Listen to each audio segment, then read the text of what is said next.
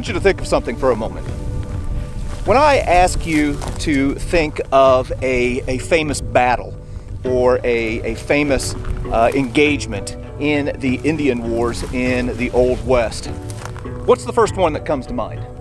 Now, there are plenty to choose from, but my guess is the first one that came to mind is close to where I am right now at the Battle of Little Bighorn.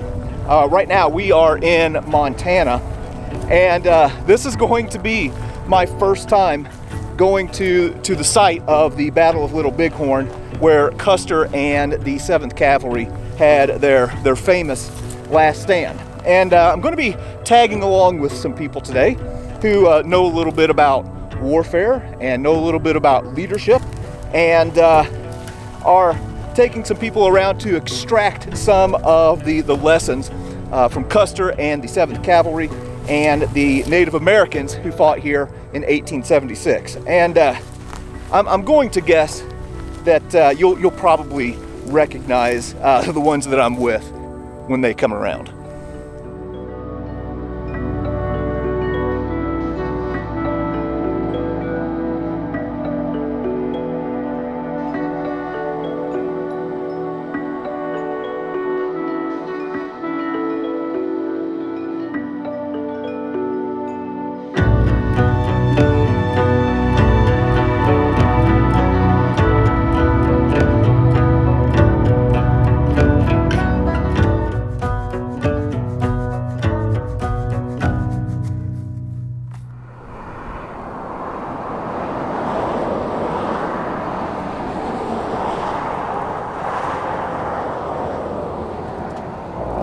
So right now, I'm actually not at Little Bighorn. As a matter of fact, I'm about 25 miles east of the Little Bighorn battlefield, but I wanted to start out here to give a little bit of context as to what's happening leading up to the Battle of Little Bighorn. So it's 1876. The U.S. government has declared that the Native Americans here in this part of the United States need to be relocated to reservations.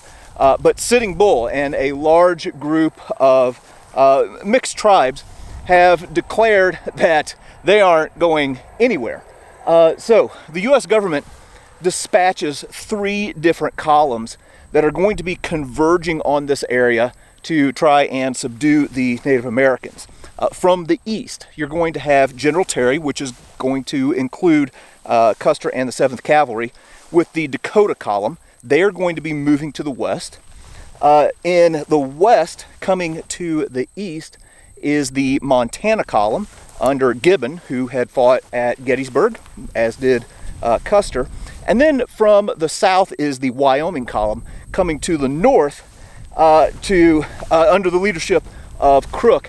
And these 3 are coming together to try and put a pinch on Sitting Bull and the rest of the Native Americans. I am currently standing just outside of the town of Busby, Montana. And in late June of 1876, again, as we've already talked about, you have the Dakota column and the Montana column and the Wyoming column that are all converging to try and find Sitting Bull and these Native Americans who are refusing to go to the reservation. And this is to the north right here. If we were to follow the Rosebud Creek down, eventually it would dump into the Yellowstone River. Well, Custer and the 7th Cavalry are going to be coming up the Rosebud, and the written orders that Terry had for Custer were for him to go all the way up the Rosebud and then to cut over to the Little Bighorn.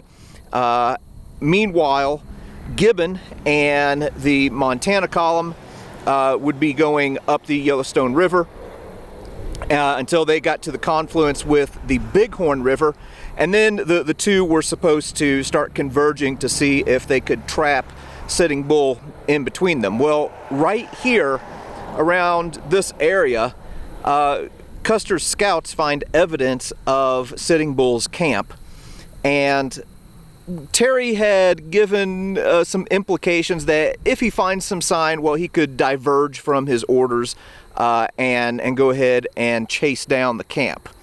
So Custer is going to diverge away from Rosebud Creek right here in this area, and he is going to start heading west, chasing down Sitting Bull.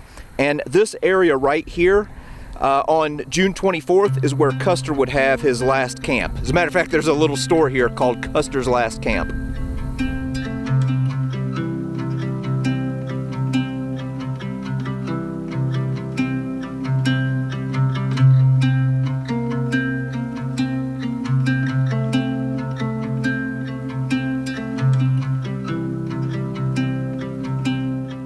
All right, we're gonna jump back in the vehicle and start moving west and following Custer and the 7th Cavalry to their doom at Little Bighorn. And I mentioned that I'm tagging along with a group today. We are with the Echelon Front team with their Battlefield Review program. So Echelon Front, in short, if you don't know, is a business and leadership consulting company that was started by Jocko Willink and Leif Babin. These are two men who are retired Navy SEALs. They were with SEAL Team 3, fought in the Battle of Ramadi, and are taking the lessons that they learned on the battlefield and then applying them to business and life in general. Wrote a book called Extreme Ownership and followed it up with The Dichotomy of Leadership. Excellent books. And our battlefield guide is another JD. JD Baker is going to be leading us today. So it's something about JDs and being into history. We'll call him the smart JD though. But anyway, we're gonna start making our way towards Little Bighorn.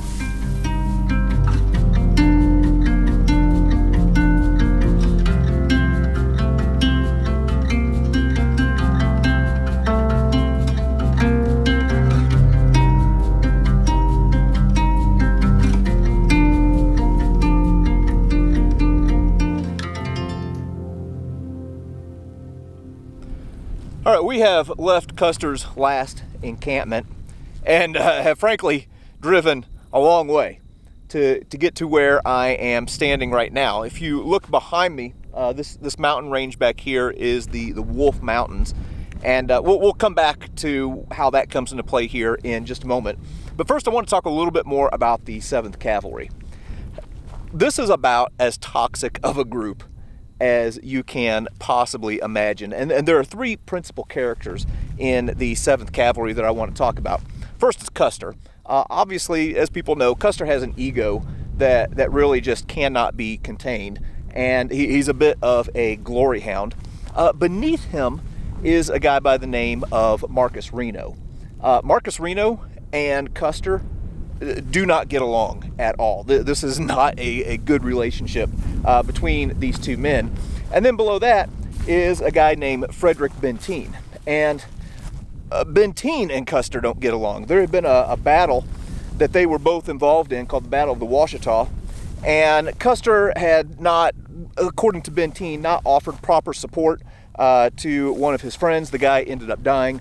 And then Benteen wrote an anonymous letter to a newspaper that essentially trashed Custer and accused him of dereliction of duty. And then Custer found out about it, and these two men just hated each other. On top of that, Benteen and Reno didn't like each other either. So this is really a dysfunctional group that is making their way to the Little Bighorn. Now, again, as I was mentioning earlier, we are looking at the Wolf Mountain Range. And on June 24th, the 7th Cavalry would have been on the other side of this mountain range. So we are facing east right now.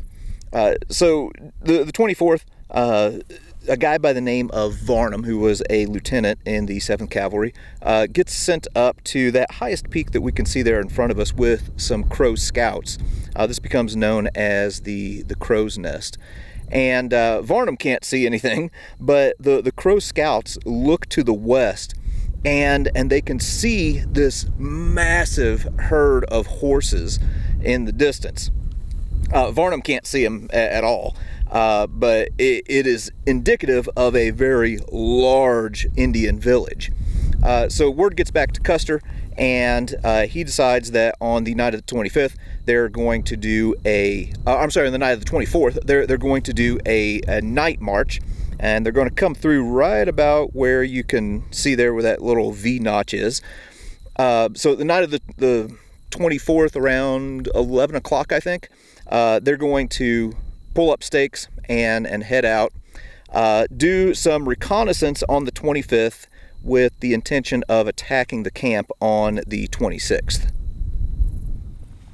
Now, in addition to the problems with this toxic relationship in the leadership of the 7th Cavalry, these guys have some other problems that they are dealing with. For one, their horses are underfed and weak. Marcus Reno had led a scouting mission down the Rosebud shortly before this engagement. So the horses were already tired from that. They didn't bring enough food with them to feed the horses, and they are following these Native Americans. Wherever the Native Americans go, they have this huge pony herd, and they've already ate all the grass. But there are some other issues that are really causing things to unravel right around here.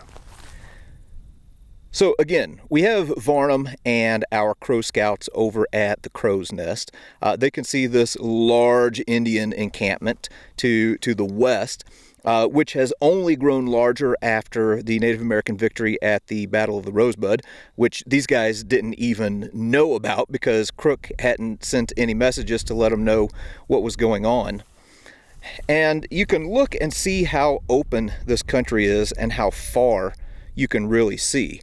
Well, Varnum and his party spot two Indians in the distance, and they are moving to the east. So I'm facing north right now, so they're moving from left to right.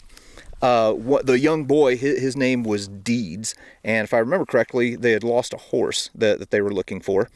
They also see 6 Sioux to the north, who are moving to the west. And one of the troopers in the 7th Cavalry, again, they're still over on the other side of the mountains at this point, had forgot something. So he went back to retrieve whatever it was that he had forgot, and there were some Cheyenne who were coming in to join up with Sitting Bull's camp that were going through, some of the things that had fallen off of a pack mule. I think it was like a box of rations or something. So now the element of surprise is gone. And that's going to make Custer panic, because the thing that he is afraid of the most is that Sitting Bull and this Native American encampment are going to slip away from him. And if they get away, well, there goes all of the glory. So on the morning of the 25th, again, the 7th Cavalry is on the east side of the Wolf Mountains. Custer is wanting to get things up and get moving to keep, Sitting Bull from slipping through his grasp. So around 8, 9 o'clock in the morning, I've seen different accounts.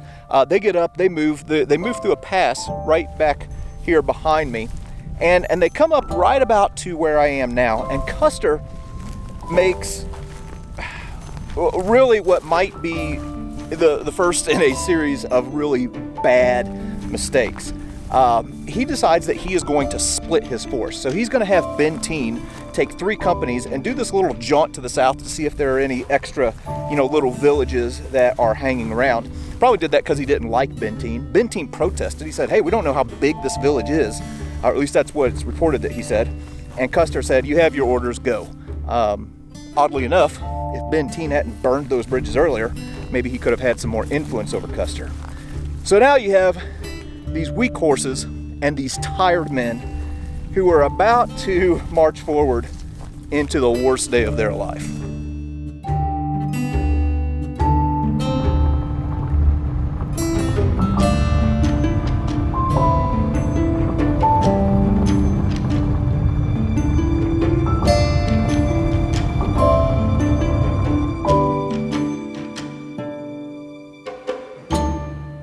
We've moved a little further to the west, and we are overlooking Reno Creek. So again, Custer has already split his command once. Benteen is off on this little side mission to see if he can find any stray Indian villages. Benteen was not happy about this. He thought it was a waste of time. He'd already been put in the back towards the pack train where it was dusty and nasty, so he thought he was being punished by Custer, which may very well be true. In actuality, even though Custer didn't know it, he probably ended up saving Benteen's life by, kind of shoving him to the back. But anyway, right down here is Reno Creek, or what is now known as Reno Creek. And as Custer and his command are moving west here in this direction, he's going to split them up again. Reno is going to take companies A, G, and M. They're going to be on the left side of the creek, and Custer is going to take the remaining 5 companies, and they're going to be on the right side of the creek. And somewhere down in here, we don't know just exactly where.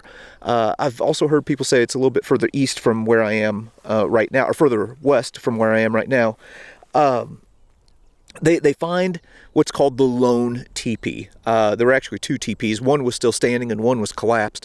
And inside is a dead warrior who had probably been mortally wounded at the Battle of the Rosebud. So anyway, there's all kinds of sign. They know they're getting close, and Custer is getting impatient and wants to make something happen before this village of Sitting Bull slips away. All right, we're going to lash up with JD and Jocko and get a little bit more insight as to what's going on here and what can be learned. I was just on a panel with some senior military folks, and we started getting asked questions about China and if Taiwan, or if China went into Taiwan, what would we be thinking about? And they were kind of asking us, from our level, from our experience, what would we be thinking about? And so, the guys went down the line and guys were saying, well, I'd be thinking about our logistics and our resupply and this kind of thing. And someone else was like, well, I'd think this is our first near-peer opponent that we're going to be facing, so this could be an issue, and here's their weaponry, their technologies, some of it's equivalent of ours. And so they gave a lot of answers like this. And they got to me, and I said, the thing that I would be focused on if I was to be going to run missions in Taiwan to go and try and win Taiwan back from a Chinese invasion is I would be focused on keeping an open mind. That's what I would be focused on. That would be my focus. That is always going to be my focus. When we went into the Battle of Ramadi, my mind when I went in there was saying, okay, what's going on here, keeping an open mind? How can I keep my mind open? What we've been doing, how has it been working? Is it right? Is it wrong? I don't know. What about the enemy?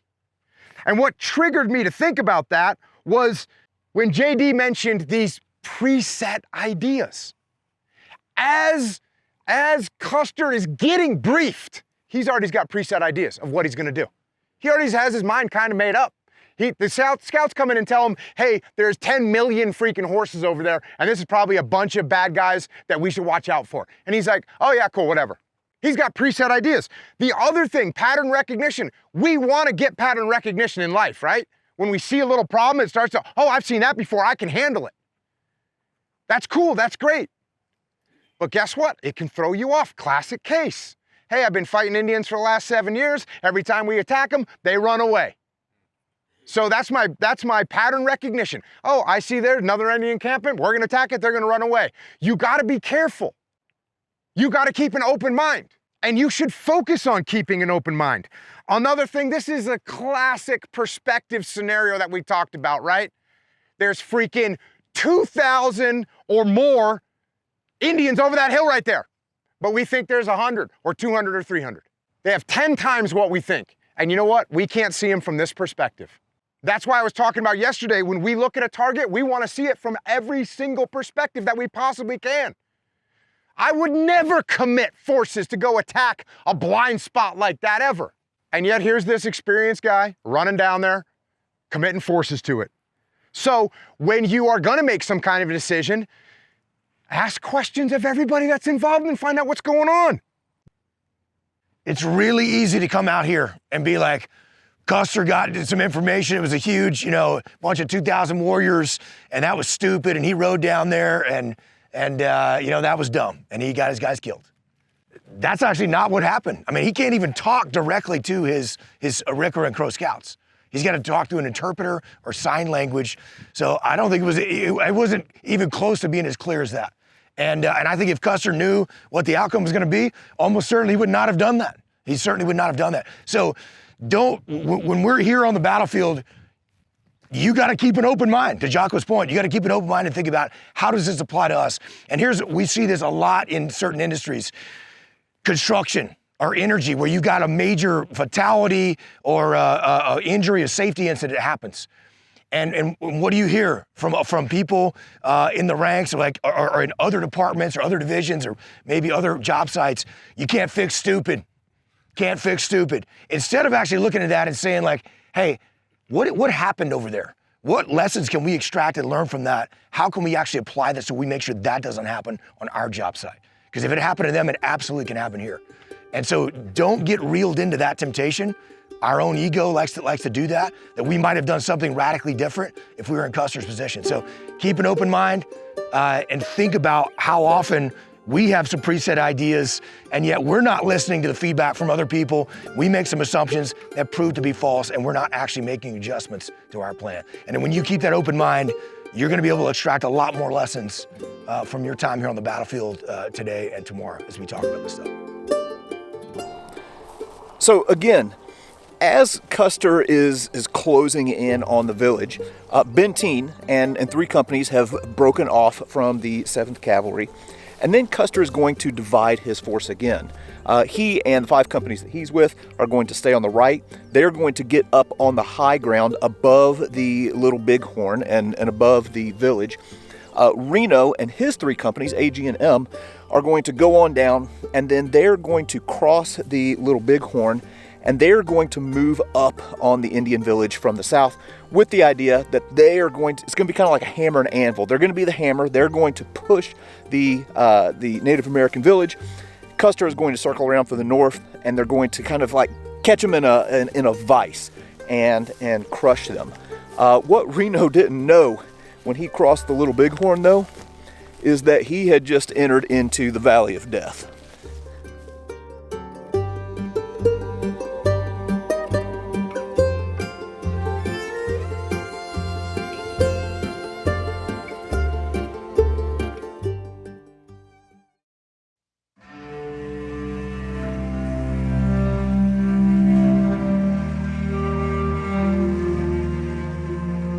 Right now, I am in Montana at the site of the Battle of Little Bighorn. And in the last episode, we were talking about the lead up to what is going to become known as Custer's Last Stand. We're here with Jocko Willink Leif Babin and the guys from Echelon Front, kind of picking this battle apart.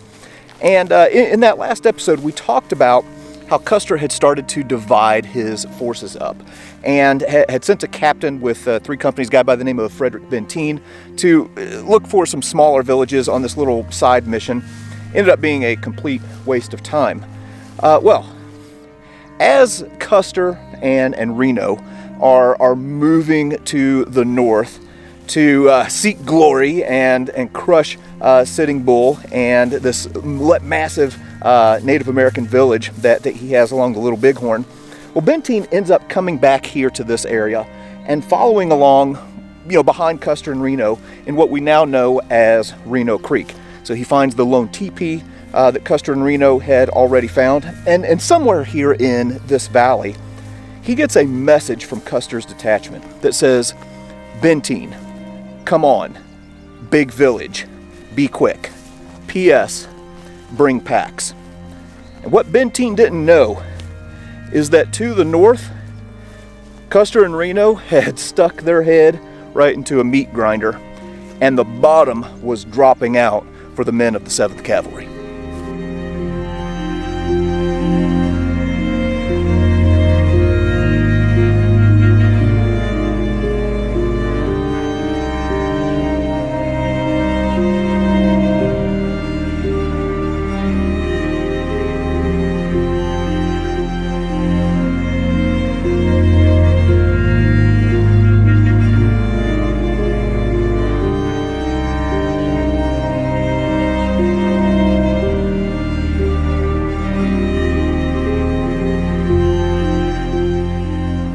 What's up, guys? My name is JP Donnell. I'm the Chief Training Officer here at Echelon Front, and we are in Montana doing a battlefield review, one of the staff rides, and it's really cool being able to come and just see this this area from an actual perspective of being, like, as we call, boots on the ground in those different areas of the battlefield.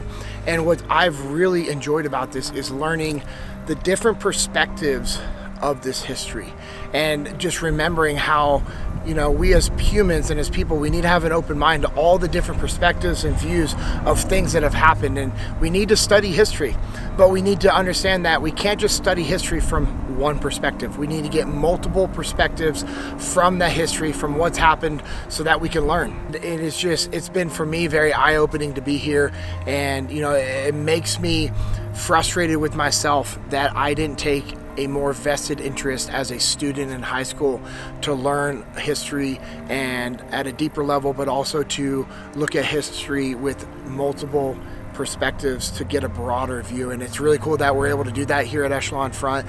It's one of the experiential leadership training programs that we have, is being able to go to different battlefields and learn about what happened, what we could have maybe have done to prevent that, and what we can do in the future to prevent some of these mistakes, but then also being able to take all these lessons and apply them to our personal and professional lives in regards to our leadership abilities as humans, to make things better, to support the people around us, and ultimately help our people just be able to learn and grow so that we can accomplish the mission to go out there and be successful.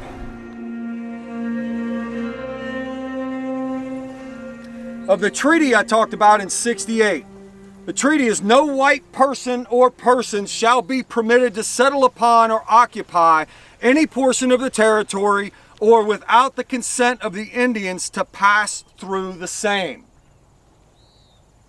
That's what was told to the Native Americans in '68. We want no white men here. The Black Hills belong to me. If the whites try to take them, I will fight. Sitting Bull. This is a different dynamic of anything that the United States Army has ever seen. Other than if you've ever been down into Texas and you've read a couple of books, The Empire of the Summer Moon, highly recommend it. You know, some of those folks that are down there on the southern border of there, Custer and these folks have never seen anything like this with this kind of individual as the leader. That was quoted from Sitting Bull. So when you look out here of what's going to take place, he's now, remember when I talked yesterday about the relationship between Benteen and Custer? They got a really good relationship, right? They thoroughly love each other.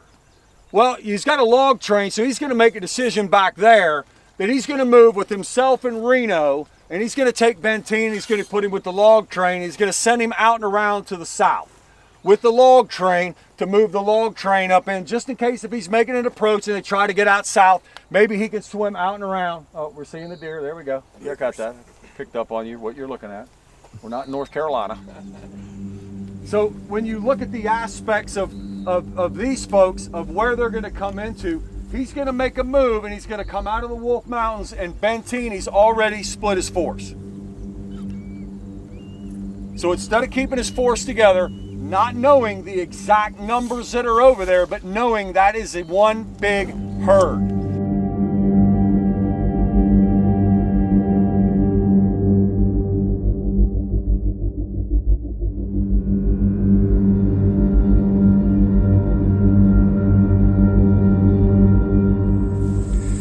We've made our way up into the valley now, and we're basically following the same path that Reno and the three companies that he was commanding would have followed as they were moving up on Sitting Bull's village. And when they got right up to this spot, you can see there's a highway behind me that basically is following the same path as Reno. But when they got to this spot, there's a bend that was in the Little Bighorn River. It's an oxbow lake now. But Reno gets up here and probably started realizing that he'd maybe bitten off a little bit more than he can chew. He's got about 160 men with him. Each one of those men are carrying 50 rounds of ammunition. And they've just rolled up on a village of 8,000 people, 2,000 of whom are these battle-hardened Native American warriors.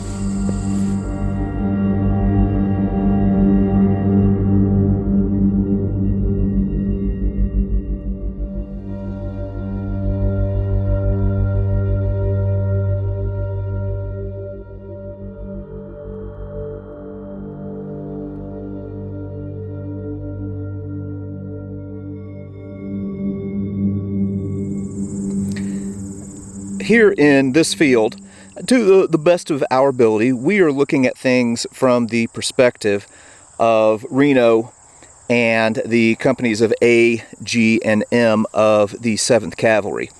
And as I mentioned, the Little Bighorn River came out here, and then it's going to curl back. And I mean, you're seeing the same thing that I am. Tell me what you can see around the bend. You can't see anything. Turns out what's around that bend on the southern part of the village was Sitting Bull and the Hunkpapa. Beyond that was the Mini Conju, and then the Oglala, and then the Blackfeet, and then the Cheyenne. So as they rounded this bend, I can only imagine that panic ensued. Reno orders his men to dismount. Now, I mentioned that there were 160 guys. Well, when they dismount, somebody has to hold the horses. So that's going to reduce their fighting force even more. The horses are going to be taken back in this direction here to a grove of cottonwood trees.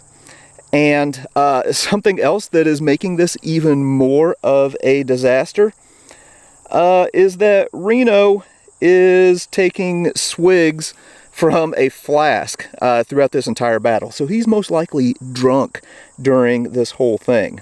So companies M, A, and G would have deployed from left to right out here, and they are going to be fighting for their lives right here in this field. So these three companies aren't doing too bad at first. They're kind of holding their own.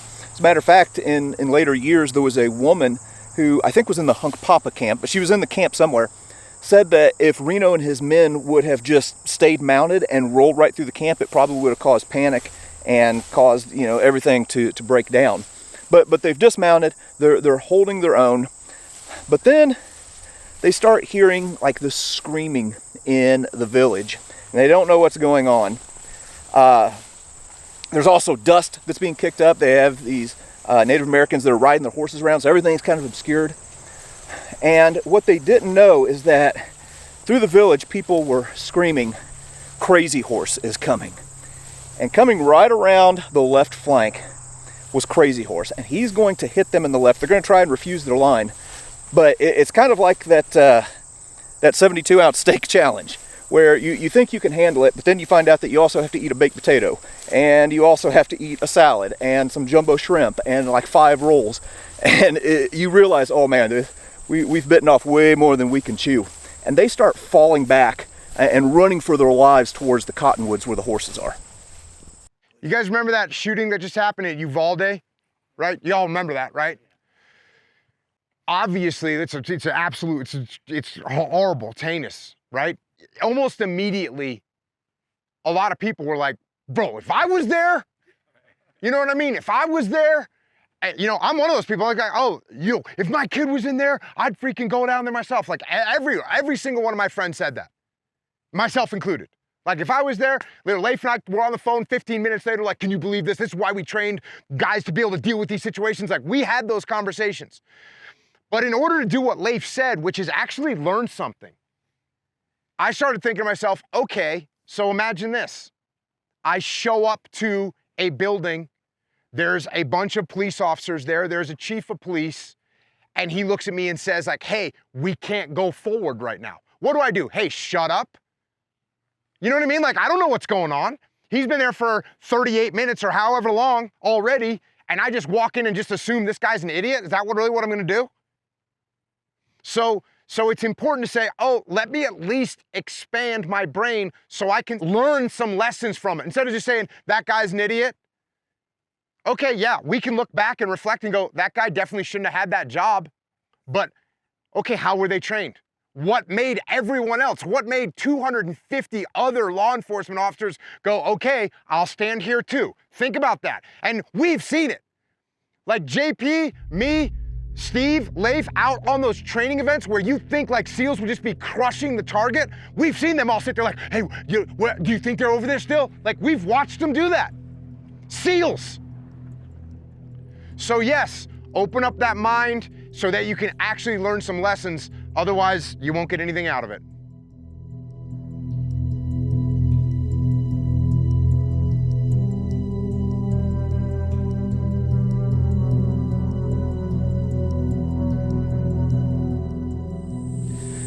So I've moved over a little bit to a little pocket that had a clearing in the middle of some cottonwoods where Reno's detachment was holding their horses. So again, Crazy Horse hits companies A, G, and M in the left flank. They start falling back to this position to try and get their horses and figure out what they're going to do. And it's just mass confusion. So Reno is here in this area, and he's mounted up on his horse. Next to him is Custer's favorite scout, an Arikara by the name of Bloody Knife. And as they're standing there, a bullet comes through the air and hits Bloody Knife right in the head, completely covers Reno in blood and bits of brain and bone, and he just completely falls apart.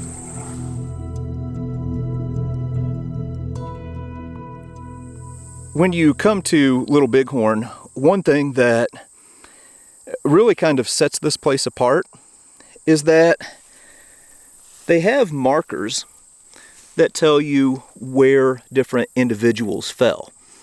So a lot of these men were buried right where they were killed. So right here we have a marker for the interpreter guide Bloody Knife, who again, as I mentioned, was an Arikara Native American. It says he died or fell here June 25th, 1876, while defending the Arikara way of life. Bloody Knife was part Arikara and also part Hunkpapa, and there's another warrior here by the name of Gall, and Gall just made this guy's life miserable early on, and Bloody Knife had got into it with him and actually stabbed him. And when this raid is happening on this camp, well, some of these Crow and Arikara get into the camp and are killing people themselves. Like, these are their enemies as well. And it's thought that maybe Bloody Knife was responsible, but him and some others, whether he was directly involved or not, got in and killed members of Gall's family, which is really going to get him fired up. But yeah, right here is where Bloody Knife was shot in the head. And then after that, Reno's going to completely fall apart. He gives conflicting orders. He tells men to mount up and to dismount and do this, do that, and finally just says, if you want to try and get out of here, then get out of here. There's no clear leadership here at all, and Reno ends up just bolting and getting the heck out of here and making it for high ground across the river. And we have a few other markers here that show where some of the men from Reno's detachment fell. So you've got all these guys who are basically leaderless right now, and they're all trying to make a break for it. One was a guy by the name of George Hirondine, and he made it out, into the open ground, and then his horse got shot out from under him. He got up, was nearly overrun by about 20 mounted warriors who just swarmed around him, and then he ends up running about 150 yards to get back to the clearing. And when he gets there, there's a guide by the name of Charlie Reynolds, and Charlie Reynolds is mounting his horse and is getting ready to go out, and Hirondine tells him, he says, "Charlie, don't go out there. It's basically a death trap." And Charlie Reynolds either didn't hear him or just flat ignored him. And he made it out to right about here. So right over there is where Bloody Knife gets hit. And this is as far as Charlie Reynolds gets. And you can see his marker here. So his horse gets shot out from under him. And then he gets up and starts firing his 6-shooter, but is overcome and dies right around this spot right here. We've moved over a little bit, so here's the pocket that we were just standing in where Bloody Knife and Charlie Reynolds fell. And the company commander of G Company was a guy by the name of Donald McIntosh. And McIntosh, in all this confusion, had lost his horse. So he decided to just take the horse of a private by the name of McCormick, which probably seemed a little bit rude. The problem with McCormick's horse is that it was really slow, and McIntosh hadn't bothered to take the picket out that was, keeping the horse staked to the ground. Well, as he's riding out through here, he's dragging this line and this stake behind him. It's picking up sagebrush and it's spooking the horse, so he can't control it.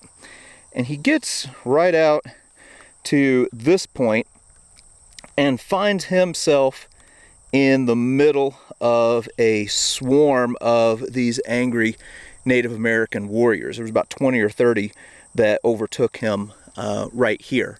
So yeah, right here in approximately this spot is where Donald McIntosh fell. Here's another marker out here in the field to an interpreter by the name of Isaiah Dorman.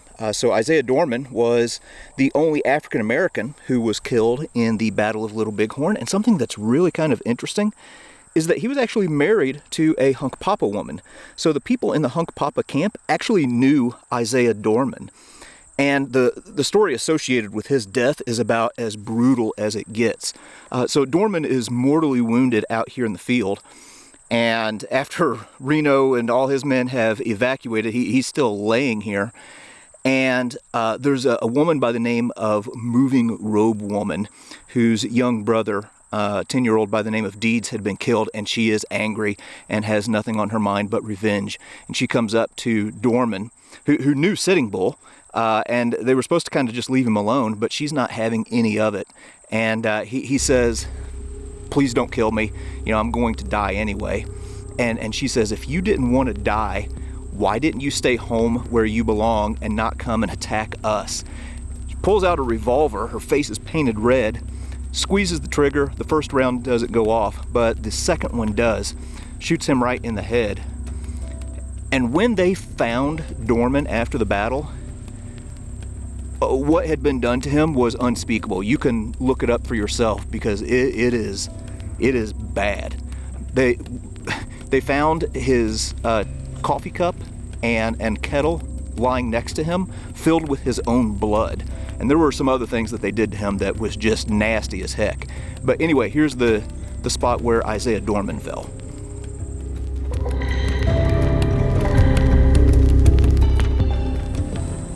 So for the men in Reno's detachment who are kind of trapped in this pocket and trying to escape, they can't really go south because they're being surrounded.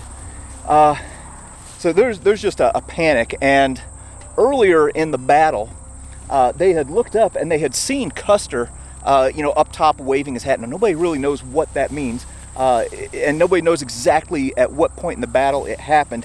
Probably early, and Custer was probably just like waving them on and encouraging them. But anyway, they have one goal on their mind right here on June 25th, and that's get out of this pocket and get to the river, get across, and get up to high ground, and hopefully reattach with the larger body of the 7th Cavalry.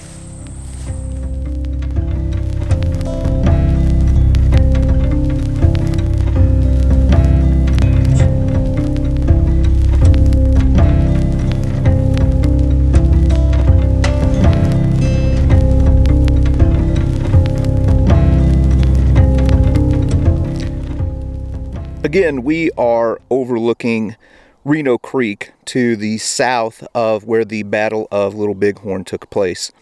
And this is where Benteen is going to be following, Custer and Reno. And again, he gets this message that says, "Benteen, come on, big village, be quick. P.S. Bring packs." And this message kind of confuses Benteen a little bit, and he doesn't know what he should do. Should he be quick and, move along and maybe help with whatever's going on? Or does he need to wait for the pack train, which is dragging way behind, and, get supplies up to these beleaguered men? So he ends up sending a guy named Martin back to the pack train to try and hurry them up. And as they move forward down Reno Creek here, well, they start to hear and see, people running around. They hear gunfire. And Benteen is going to end up following Custer's route and take the high ground above the Little Bighorn River.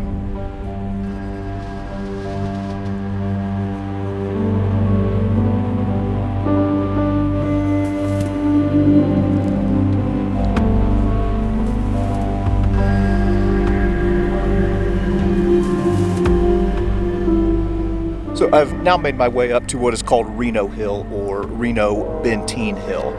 And as the men from Reno's 3 companies are making their way across the river, they come up this draw right here behind me and find their way right up here on this high point where they can kind of escape some of the fury that they've experienced down below.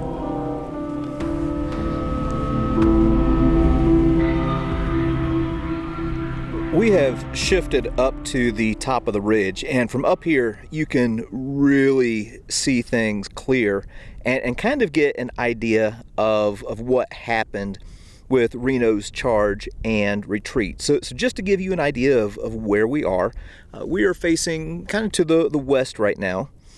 And if I zoom in, if you see that red building in the distance, well, that's where we were, showing where Reno's charge had taken place.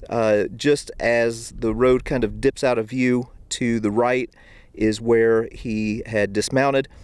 And then the troops are going to be overrun. Again, they're going to be hitting the left flank, and they're going to make their way all the way around here. And right here in this pocket that you see in front of us, just on the other side of the Little Bighorn, this is where the men from Reno's detachment are going to be trying to cross the river, and it is going to be an absolute bloodbath down there. The river was literally turning red, so you have Crazy Horse leading these warriors in their attack on Reno's men, and the ones who are able to make it across start trying to get their way up these little draws and ravines, ultimately making their way to what we now know as Reno Hill, or Reno Benteen Hill.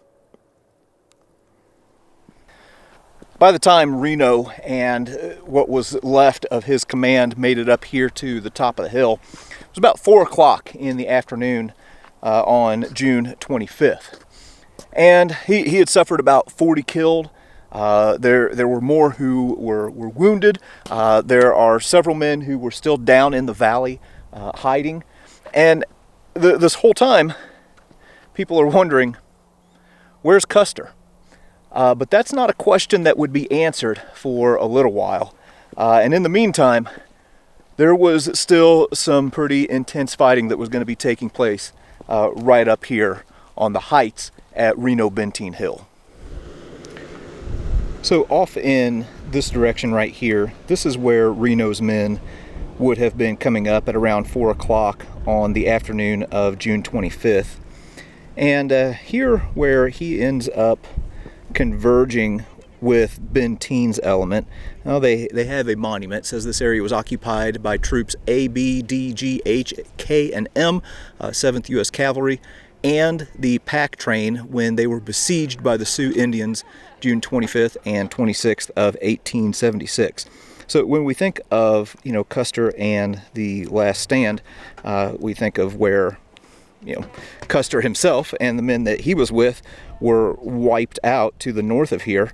But there was a bit of a stand that took place here on the south end of the battlefield too that we're going to take a look at.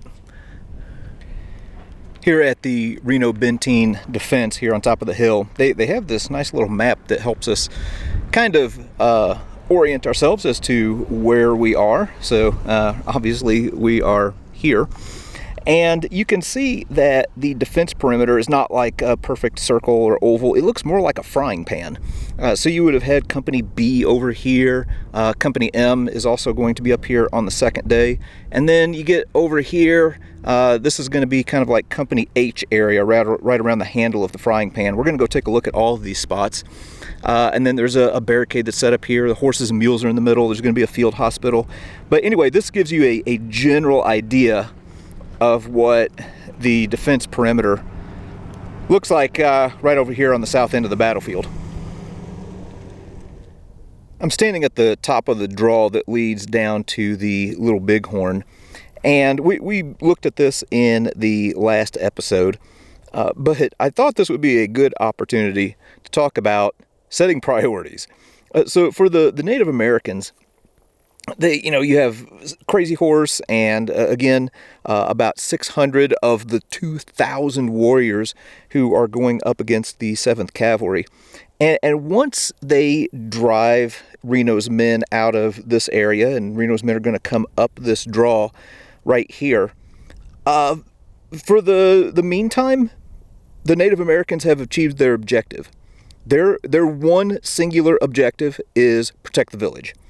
Even though you have a lot of warriors who are acting independently, they all have a common goal. So once the threat has been driven off from the south, well, really just kind of as one, they move out and go back around as, kind of like this. I don't even know how to describe it, but just as a single-minded group, because there is a new threat to the north that they have to take care of. And again, their one objective is to protect the village. For the 7th Cavalry, these guys are all over the place. They all have different priorities. Custer, his priority is his own glory. Benteen, who knows what his priorities are. He seems kind of confused and maybe has a little bit of a grudge against Custer. Reno makes it up here to the top of the hill, and you would think that he would be thinking about, setting up a perimeter or trying to link up with Custer. But his priority is to go back down the draw to the river to try and find his aide Hodgson, who had been killed right there by the river. That seems like something that could have been taken care of later on. But Reno insists on going down, really burns some valuable time. And really, in hindsight, we can look at that as a poor decision where he placed the wrong thing as a priority in a very heated moment.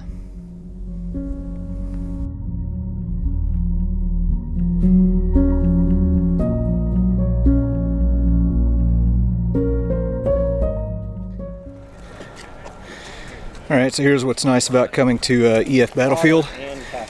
Plentiful supply of Jocko goes. Now, do you see, remember where I told you that saddle of the V? Now see, it's more opened up now because our perspective has changed from this morning being over on 2-Bar Hill. So if we're gonna make a run for it, now I've been riding a pony since 09 in the morning. I've come all the way from the Crow's Nest. That's back there on that ridge line. That was my last known location of where we camped that night.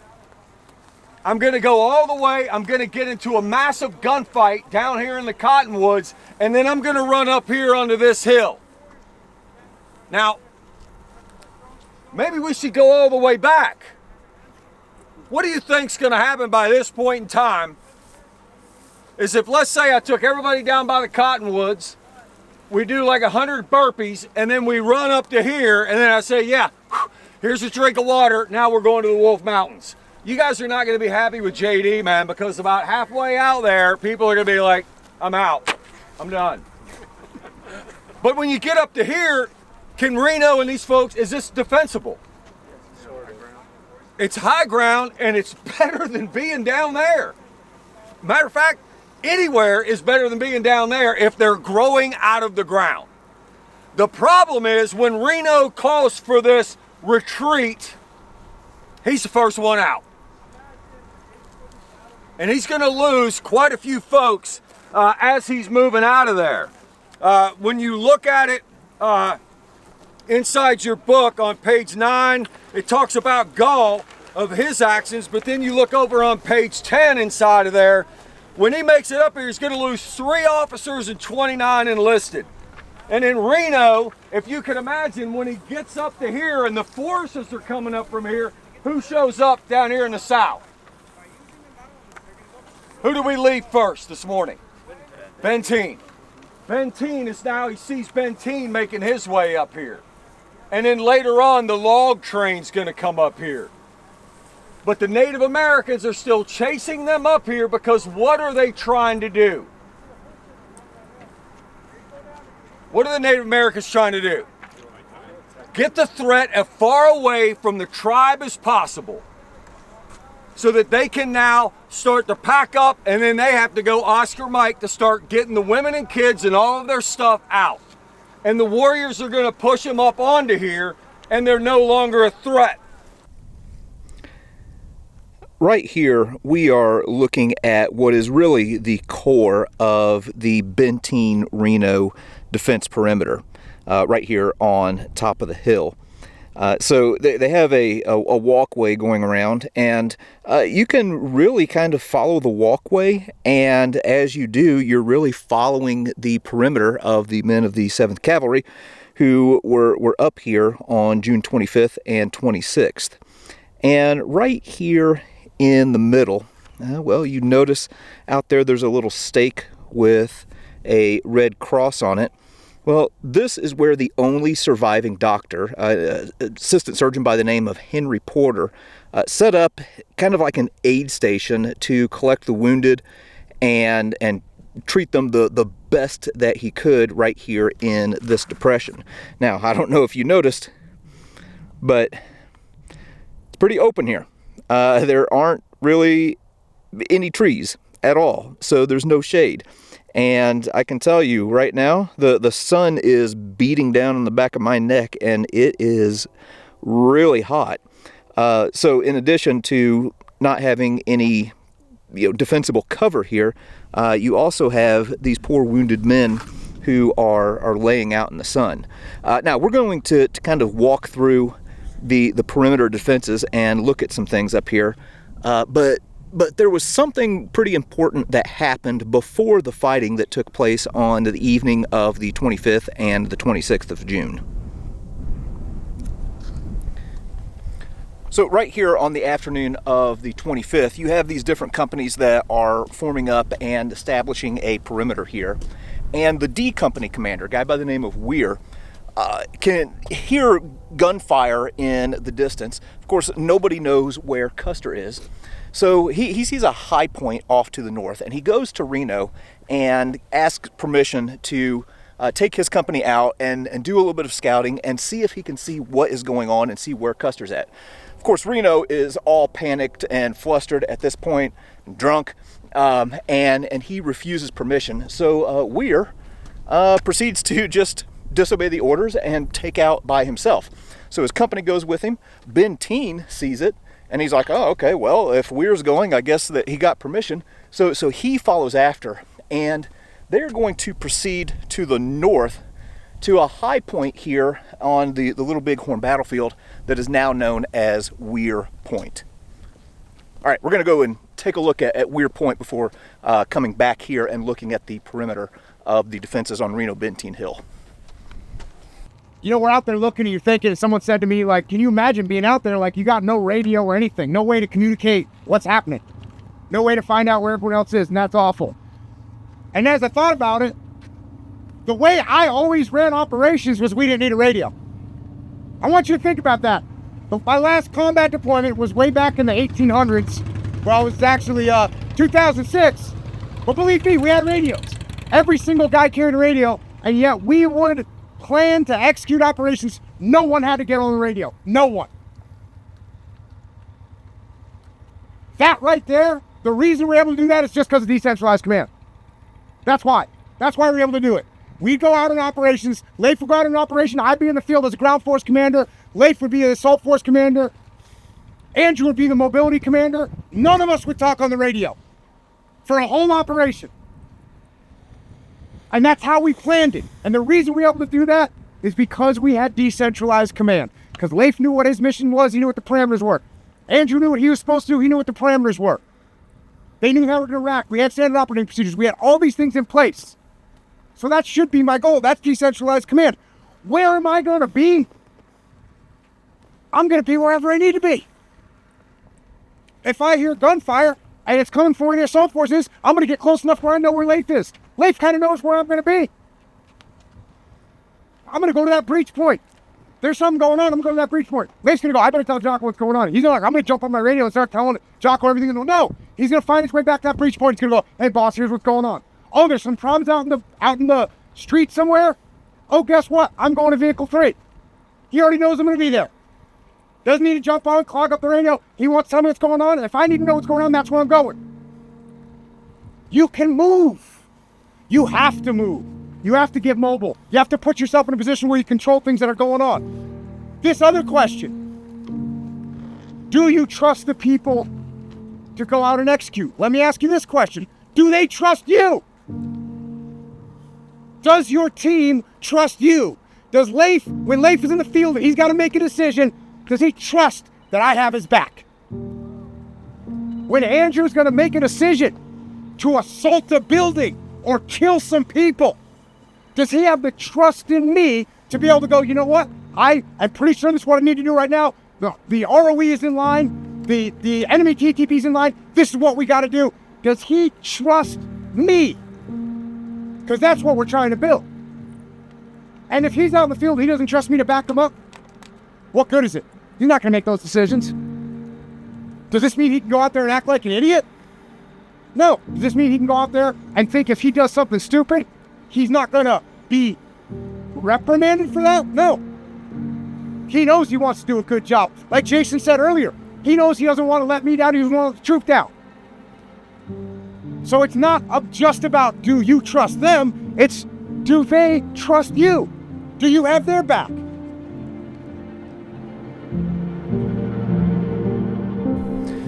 Well, we've moved a little bit to the north now, and right here is the spot where Captain Thomas Weir is going to move up right here on this rise behind me and get a perspective of the battlefield that nobody had to the south. It's one of the things that Jocko and Leif and the other guys with Echelon Front have kind of been conveying, with this part of the battlefield, is the importance of getting the high ground, getting perspective, being able to see everything to make informed decisions.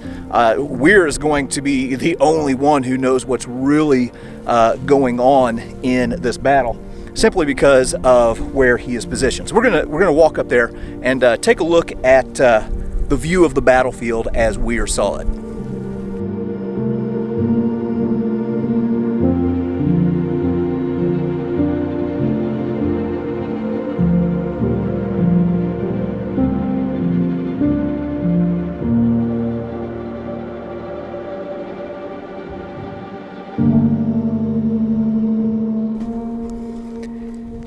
Look at the view that you have right up here on Weir Point. I mean, heck, it feels like I can see into Canada from here. This really gives you a different perspective on the battle.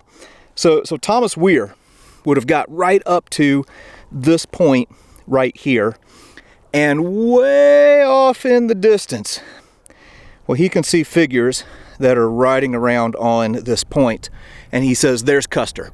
So he's ready to mount up and ride in and link up with Custer. And a guy by the name of Flanagan says, hold up. He's like, you might want to take a look at that again. Handing some field glasses, and he says, those are Indians. So Weir takes a look, and sure enough, kind of riding in circles around this hill, he sees these Native Americans, and they're shooting down. He may have been witnessing the last stand of Custer and the 5 companies that he was commanding on June 25th. Now, on the other end, the Native American warriors look back down this way, and they see Weir and Benteen and these other soldiers. Well, again, the whole goal that the Native Americans are unified on is protecting the village. Okay, that is the only thing that they are concerned about. The village is down here. So they're done with Custer by this point.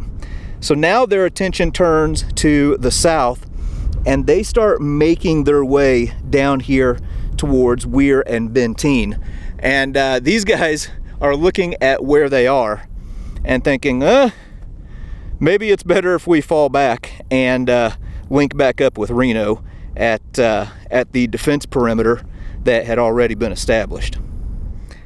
We've just moved south a little bit from Weir Point. You can see the high ground up there ahead of us.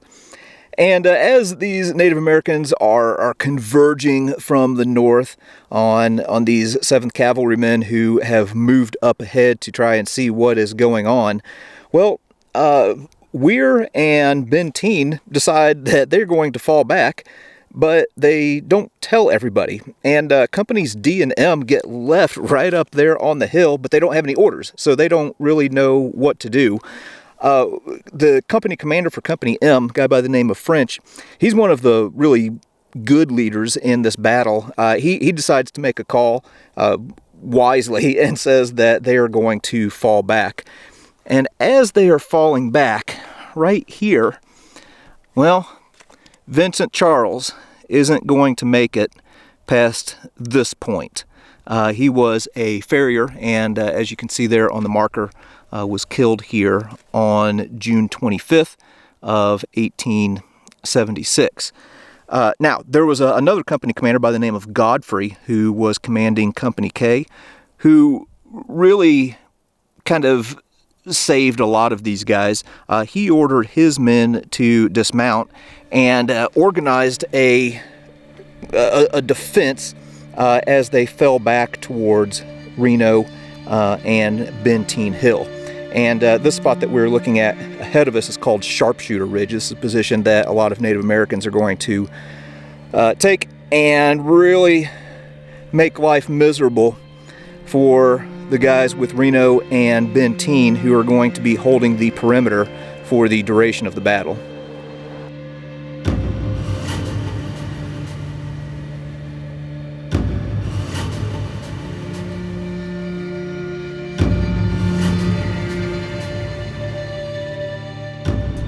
So Weir and Benteen and the companies that they were commanding make it back here to the defense perimeter. And you've got these Native American warriors who are converging on them from the north, and they're converging on them from the west. There's also a contingent that is off to the east. So these guys are getting surrounded here, and like their ordeal was far from over. So we're going to spend a little bit of time taking a look at some of the things here around the perimeter at the Reno-Benteen Hill.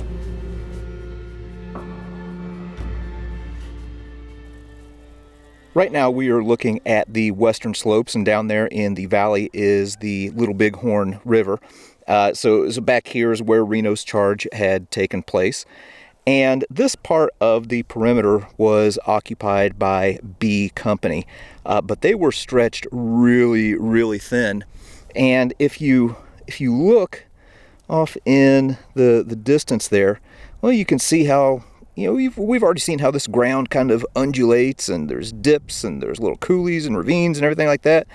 Makes it very easy to slip up on somebody if need be. I've turkey hunted country like this before, and I can tell you, like I've seen turkeys like disappear in one spot and like pop up, 300 yards where I didn't expect them. So anyway, B Company is right here, but they're stretched thin. So Benteen asked for M Company, which was under the command of a guy named Captain French, to help reinforce them. So on the second day, which would be June 26th, M Company would have largely reinforced this part of the line. We've moved just a little bit to the southern end of where B and M Company were positioned during the Battle of Little Bighorn. So as we are standing here looking to the north, well, you can just imagine all of these guys lined up right here. And they have, I don't know if it's as easy to see on camera, but there's a section of preserved entrenchments here on the southern part of Benteen's line. So these guys, of course it's hot and it's dry, the ground is hard, so it's going to be difficult enough to dig as it is. In the whole command, they had about 3 or 4 shovels. So guys are digging in with hatchets, with knives, with spoons. They are dragging in dead horses and dead mules to get up behind. They're using hardtack boxes. Literally anything that they can possibly get their hands on, they are setting up here in desperation to try and put themselves, put something in between them and a bullet. But yeah, here are some of the preserved trenches. Now I think some of these, this one included, were reworked in the 1950s.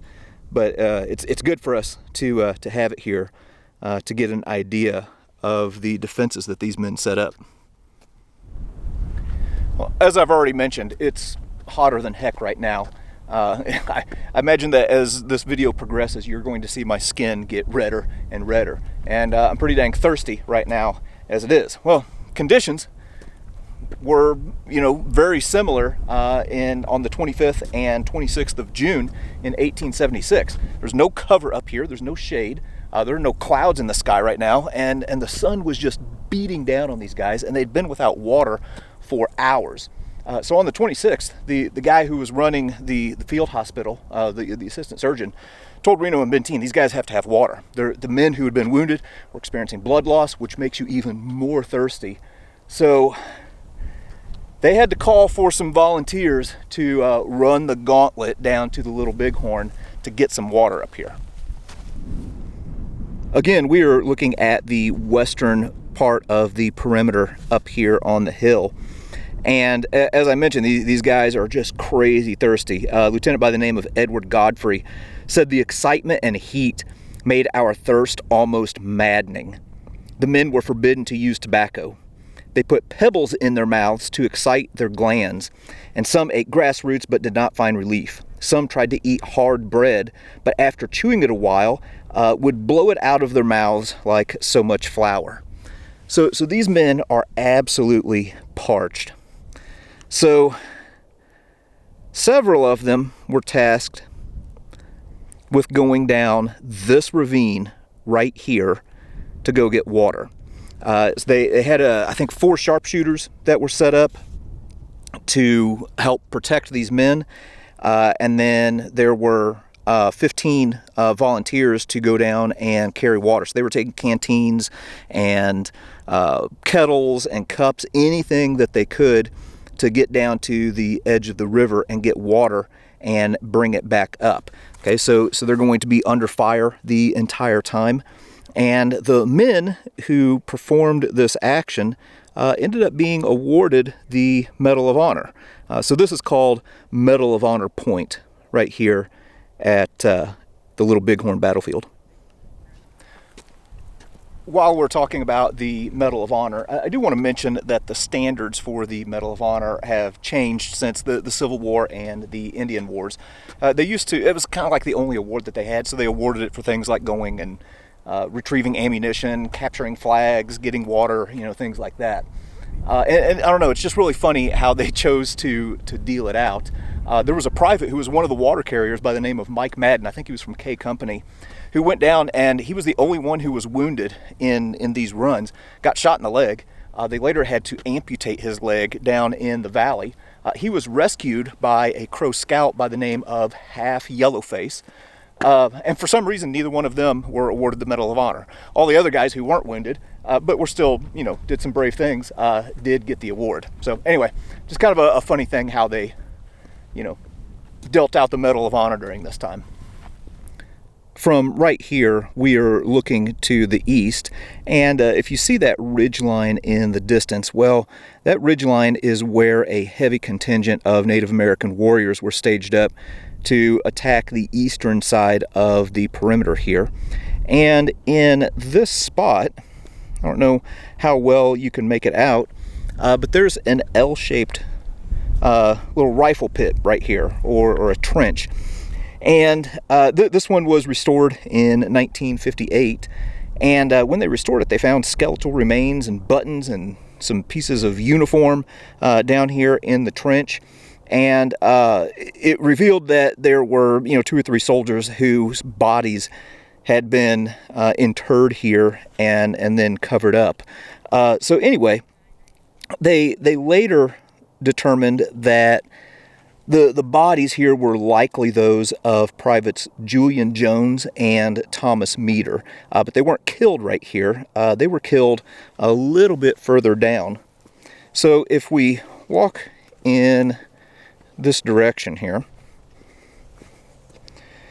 well, again, we're looking back here on our right toward the Little Bighorn River. So again, looking at the western area of the defense. And here we have a couple of markers that show where, in this case, Thomas Meter fell. So you can see his marker there. And right over here, Julian Jones. And you might ask, how do you know that Julian Jones fell right here if his remains were found in that trench? Well, there was a guy by the name of Charles Windolph who was in Company H with both of these guys. He was the last surviving soldier from the Battle of Little Bighorn, and in his later years he came back here and showed where these two men had fallen. In regards to Jones, he said that he was right next to him. He had said something to him. He's like, "Hey, let's get off our coats," and said that Jones didn't move. And when he reached down and turned him over, he was dead. He'd been shot right through the heart. If you'll remember earlier when I was showing the map of the perimeter defense here on the hill, I mentioned how it was shaped kind of like a frying pan. Well, right now, this is the end of the handle of that frying pan on the far south part of the line. And if you'll notice, we have another marker to the fallen, but it looks a little bit different. This is a marker for a fallen Native American, a Sans Arc Sioux warrior by the name of Long Road. So throughout the night on the 25th going into the 26th, a number of Native Americans started making their way up closer to the line. And when firing resumed the next day, well, they were close enough to where they could actually throw, rocks or dirt clods at these guys who are on the line here. And around 9 o'clock, Benteen requested some reinforcements from M Company, and they actually launched a counter-assault right down this ravine right here and drove a number of these Native American warriors back, maybe even saved the line here on the south end. And here just a moment ago, we were looking at the two graves of those soldiers who died right here on the line. Well, the one, Thomas Meter, he was actually killed as the line retired back to this position.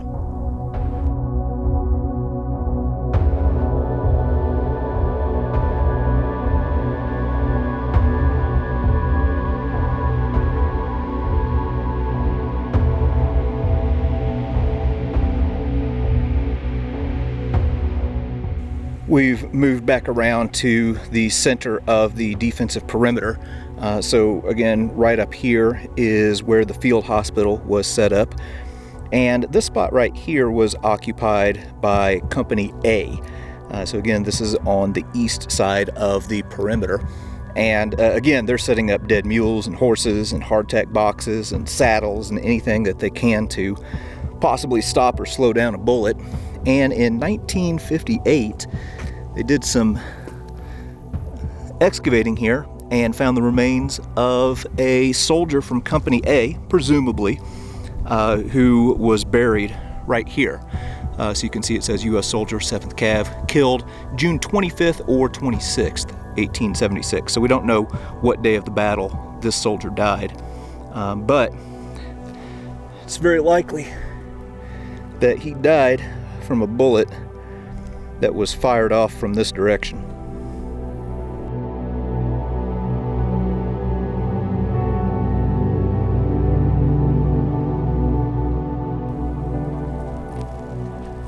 As the afternoon wore on the 26th, the fighting died down right here in this area on the hill. And the soldiers who had survived started noticing smoke coming up out of the valley. What was happening is the Native Americans had set fire to the grass and the woods and were literally making a smoke screen so that they could withdraw. Again, their number one goal is to protect the village, so that they could withdraw to the south. And as they are withdrawing and you're kind of counting heads and seeing who's left, everybody is wondering the same thing. Where is Custer?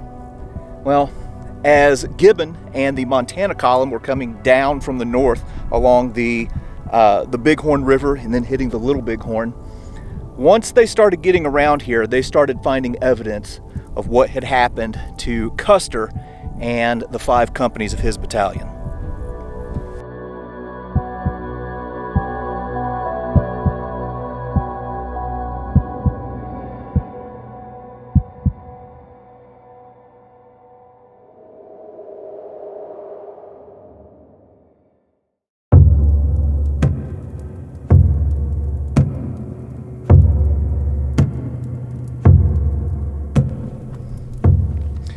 In the past few episodes, we have been talking about the Battle of Little Bighorn that took place on June 25th and 26th of 1876. And in one of those episodes, we were talking about Marcus Reno's charge in the Little Bighorn Valley, and how as they were making their way to Sitting Bull's village to the north, they looked up, and on the hills above them, they saw George Armstrong Custer waving his hat. And it's not really known exactly why he was waving his hat, whether he was, waving them on or trying to tell them that something was ahead. We don't really know.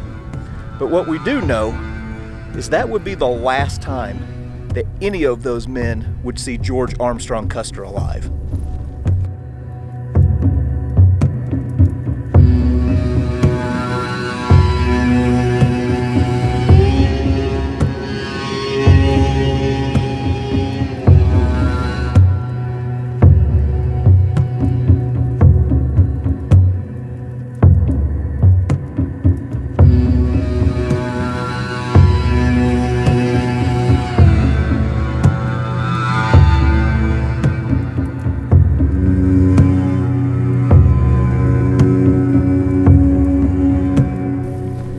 In the past few episodes, we've been focusing mainly on what happened with Reno and Benteen in the Battle of Little Bighorn.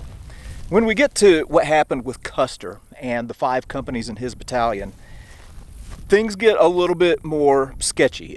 We don't really know for sure, but we have some guesses. That's what makes this battle so interesting to study, is there are so many different hypotheses about what happened.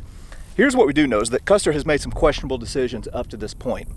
So first, he divides his command, and he sends Benteen off to the south. And then he divides his command again, and he and Reno split up.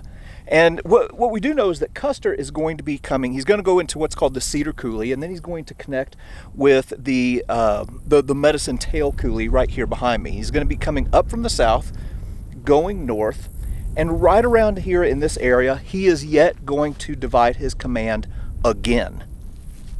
So again, we're looking at this low area called the Medicine Tail Coulee.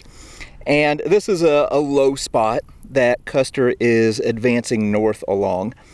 And one thing that is really problematic here is he is not maintaining contact with the rest of his command. So he can probably hear the fighting that's going on with Reno, probably hear the gunshots, but he has no idea, or at least I find it hard to believe that he has no idea that Reno's men have been completely repulsed. It seems like it would be crazy, even though Custer has made some bad decisions, it seems like it would just be insane to continue this fight, knowing that he has nobody on the south end to eventually connect with.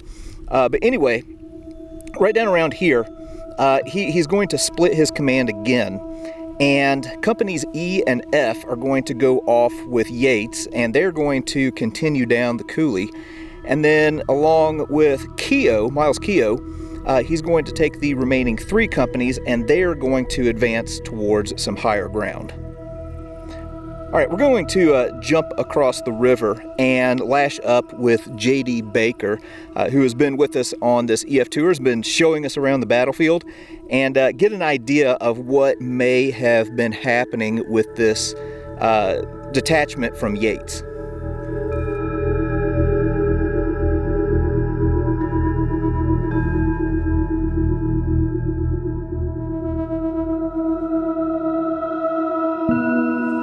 All right, we're moving on to our next stop. Also have Noah with me. What up? Noah is a fellow camera monkey on this excursion. Does work for Echelon Front.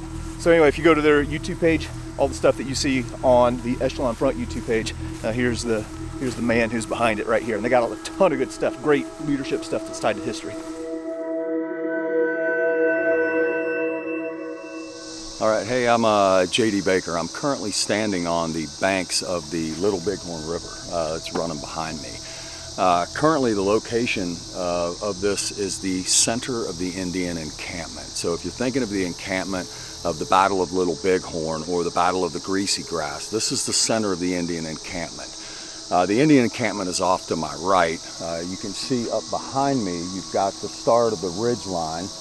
Where the ridge line rolls down, there's actually a break in the ridge line, and this is what is considered the Medicine Tail Coulee. So when folks talk about that Medicine Tail Coulee, this is where the draws all come together and they spill into the Little Bighorn River.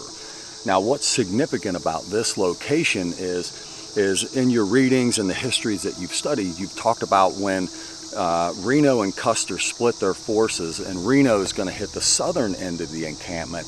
This location is where Custer's going to come down with his element, and they're actually going to pop out right here into the center of the Indian encampment. When this happens, now there's another threat to the tribe. So the warriors are then going to splash across the river, and they're going to start to push up against Custer. That's what the books kind of tell you, and that Custer then goes back up the coulee, and then he crosses over on the back side of this ridge line, and he's going to keep heading north up towards Last Stand Hill, if you're looking at a map. In the oral history of what's been taught to me by the Crow, Custer actually made his way down into the encampment, and then when they chased him, they actually chased him up this side of the river, and he went up the river and then crossed over up to Last Stand Hill. So it's kind of like the oral history says that he went clockwise. The written history, he went counterclockwise, if that kind of makes sense.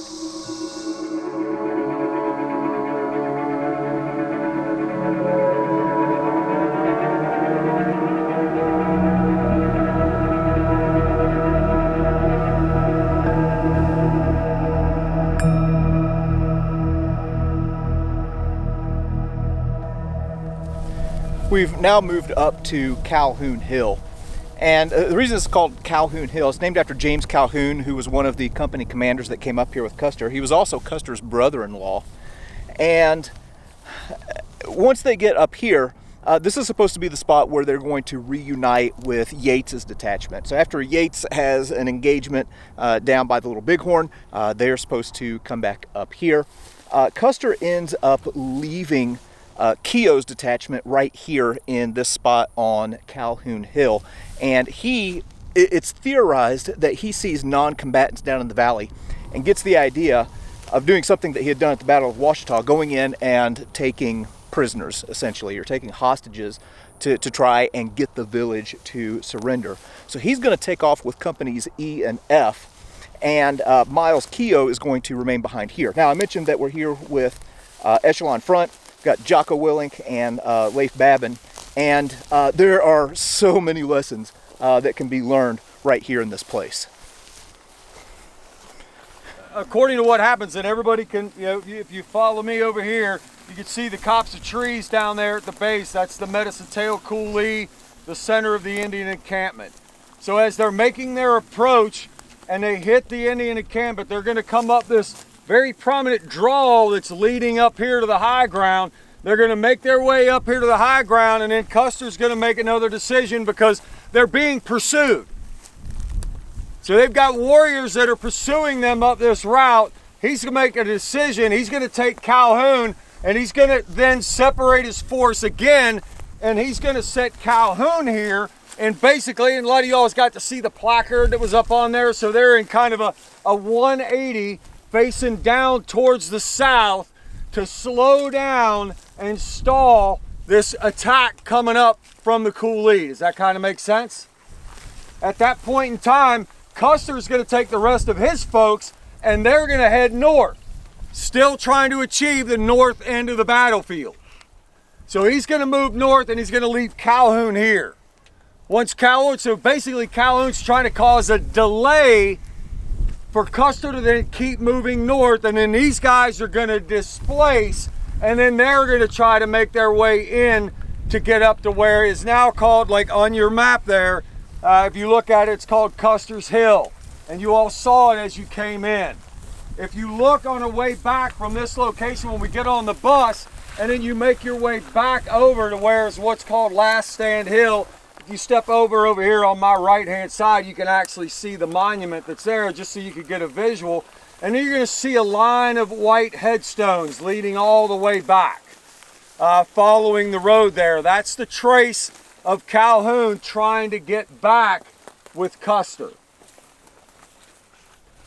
On the oral history, they have it as where they get chased up the river, they then get up there to Last Stand Hill, and these guys are running south trying to get away. So it's basically the line that we don't know. Nobody was there. It's like, how do you know which way the car was going? Well, somebody saw it and it was going south. Okay. Nobody saw which way they were moving, other than the Native American. So we're standing here on Calhoun Hill at the Little Bighorn battlefield, and this place is just, it's powerful. You know, if you haven't been to Little Bighorn, you can see the terrain behind me. There's nowhere to run. For the 7th Cavalry that was here, there was nowhere for them to run. They were on tired horses. They've been riding all day. They're up against the Lakota and Cheyenne, 2,000 warriors. And these are the best light cavalrymen of the world on fresh horses. And if they tried to make it to these mountains in the far distance on the other side of that ridgeline, they were going to get ridden down. Whether it was 200 yards or they made it 2 miles, they weren't going to make it. There was no retreat possible for them. And there's so many leadership lessons that you can extract from this battlefield. And one of them is about making assumptions. When you look at Colonel Custer, he had made some assumptions that the Lakota and the Cheyenne were gonna run away instead of stand and fight, and he didn't confirm that assumption. And by the time he realized that that wasn't what they were gonna do, they actually were gonna stand and fight, and they way outnumbered his 7th Cavalry troops that only had about 700 guys in total, and he only had about 210 with him at this location. That this was a dire situation that he had put his men into, that he didn't confirm those assumptions. So think about it as a leader where you can confirm your assumptions. You have to make assumptions when you make decisions about what direction you're going to go, but then you have to actually confirm those assumptions. And when you get new information, you got to make adjustments to your plan, to your strategy, so that you can lead your team and be successful.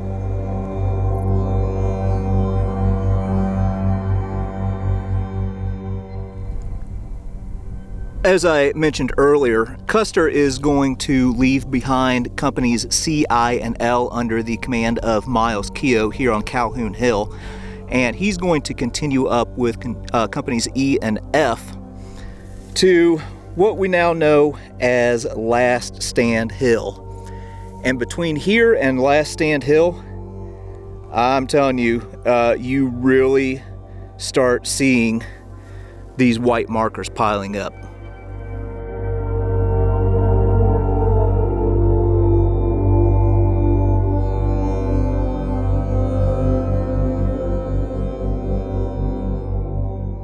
Most of the markers that you see here at Little Bighorn are just marked U.S. soldier. We don't know exactly who it was that fell in what spot, but there are a few exceptions. So we were talking about Calhoun here on Calhoun Hill. Custer's brother-in-law, well, here is the falling marker for James Calhoun of the 7th U.S. Cavalry.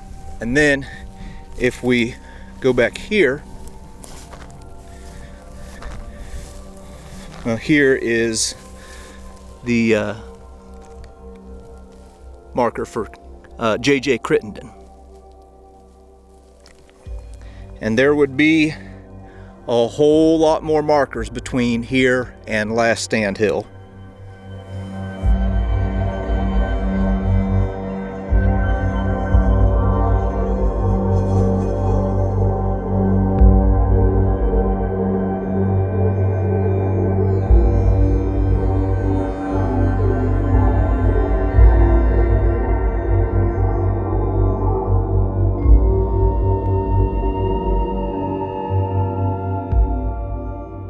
As you move along the ridge right here in this spot, it is plainly obvious from all of the white markers that this was an absolute bloodbath. This is where Company I was kind of holding the end of the line for the defense along Calhoun Hill. And right here we have the fall marker for Miles Keogh. So he was killed right here. You can see there's a bunch of white markers all around him, and there's even more off to my left. Something else while we're here, so Miles Keogh had a horse named Comanche, which is thought to be the only surviving thing here at the Battle of Little Bighorn on the U.S. Army side. Everything else was killed. But yeah, here's the spot where Miles Keogh and the rest of Company I fell. Now, these are just breadcrumbs. We don't know if they were on their way to Last Stand Hill or if they maybe made it there and then came back. But yeah, it was reported that Crazy Horse and White Bull killed a lot of these guys as they were trying to make their way to Last Stand Hill. Well, now we have come to the place where it all ended. After the battle, you have John Gibbon and the Montana column along with General Terry who are moving south, and they get to the confluence of the Bighorn River and the Little Bighorn River. And around in that area, they are met by 3 of the Crow scouts who were accompanying the 7th Cavalry, and they tell them what happened and that Custer is dead and they've been wiped out. Terry refuses to believe it. When they get here, Benteen refuses to believe it. And then they get to this spot, and as they're converging on this spot, they're finding the evidence of what happened. They're finding all of the bodies. And then in the middle of this pile of dead soldiers, well, there was George Armstrong Custer.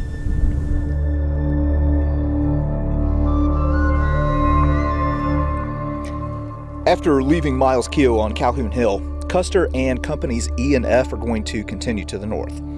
It's thought that Custer had seen non-combatants from the Indian village and was going to try and take hostages. He's going to make it all the way to a location that is today known as Ford D. There are some stories that there was an exchange of gunfire here, although that is kind of unclear. But either way, he is going to end up turning his command around and making his way back to the high ground on Last Stand Hill. To the south on Calhoun Hill, the isolated companies of C, L, and I have been completely surrounded and overtaken. So all around these 2 isolated groups, there is this ever-growing number of warriors closing in. And as Cheyenne Chief Two Moons recalled, the warriors were swirling like water around a stone. On Last Stand Hill, Company E had taken a position to the south side of the hill that is known as the South Skirmish Line, while Company F assumed a defensive position on Last Stand Hill. This is where Custer and his men are going to have their last stand. In their final moments, Company E, also known as the Gray Horse Troop, attempted an escape off the hill through the deep ravine, but the overwhelming force of Native Americans who were defending their people and their land would ensure that not one of these men would escape alive.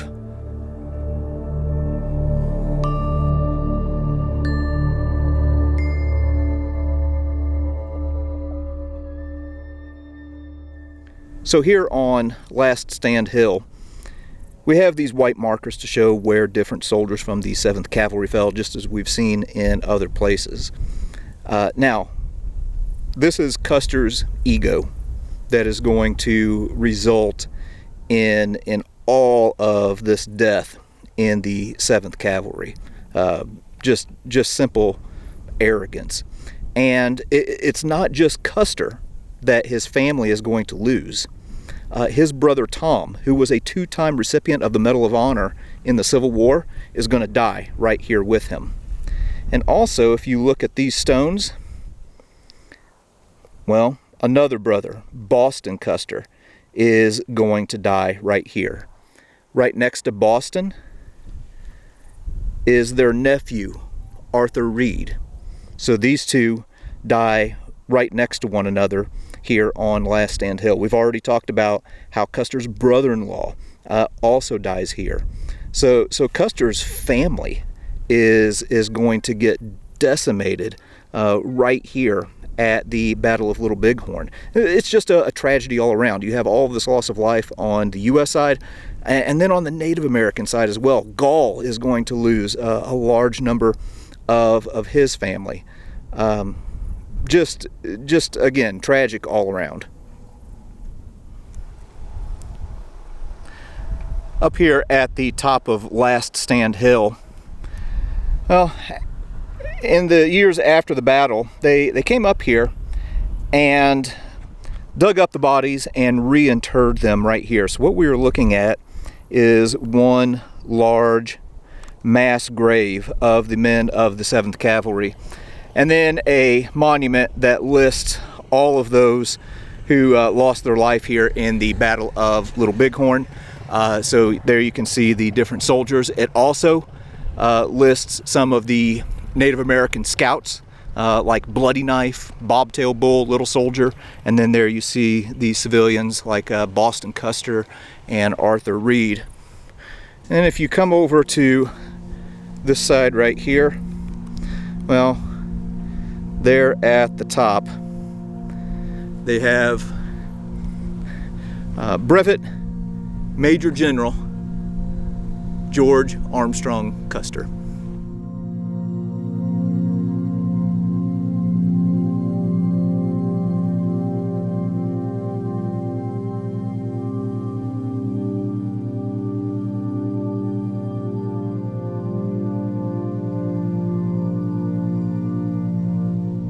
Here's something pretty interesting up here on Last Stand Hill. They have a horse cemetery. So here's a marker for the 7th Cavalry horses. It says, in memory of the 7th Cavalry horses killed during Custer's last stand, June 25th, 1876, and later buried here in July 1881, under the supervision of Lieutenant Charles F. Rowe of the 2nd Cavalry. Huh. Interesting. Here, just on the other side of Last Stand Hill, they also have a few markers to show where some of the Native Americans fell. So Cheyenne warriors like Closed Hand and Limber Bones. I'm really glad that they have this where we can access it, because most of these that I've seen have been out in the field where it's a little bit more difficult to get to. And also right here by the markers for these 2 fallen warriors is a monument to the Native Americans who fought and died here.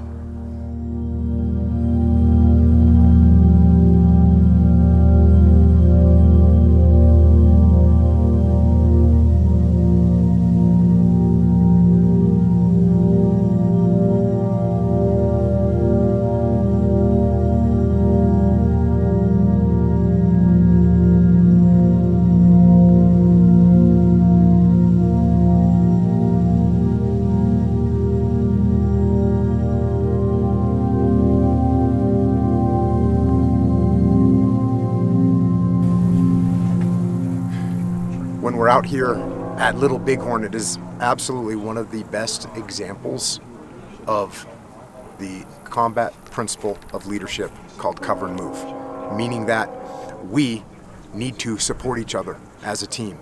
We have to stick together as much as we can, and even when we divide, we need to stay close enough that we can provide support to our teammates.